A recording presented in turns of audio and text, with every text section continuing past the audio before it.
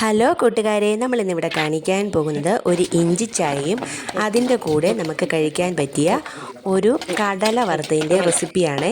ചൂടുള്ള എണ്ണയിലേക്ക് നമുക്ക് കടലയിട്ട് വറുത്ത് കോരി മാറ്റി വെക്കാം. അതിനകത്തേക്ക് നമുക്ക് ചതച്ച വെളുത്തുള്ളിയും കറിവേപ്പിലയും കൂടെ ചൂടുള്ള എണ്ണയിലിട്ട് വറുത്ത് കോരി കടലിലെ അകത്തേക്ക് നമുക്ക് ചേർക്കാവുന്നതാണ്.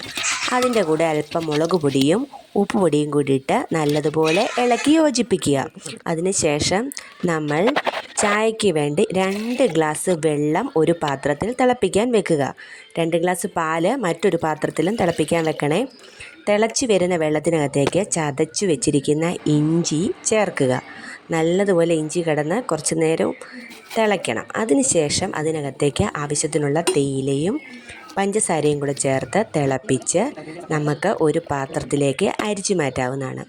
അരിച്ചു മാറ്റിയ ചായക്കകത്തേക്ക് നമ്മൾ തിളപ്പിച്ച് വെച്ചിരിക്കുന്ന പാലും കൂടെ ചേർത്തിളക്കുമ്പോൾ നല്ല സൂപ്പർ ചായ റെഡിയാകുന്നതാണ്.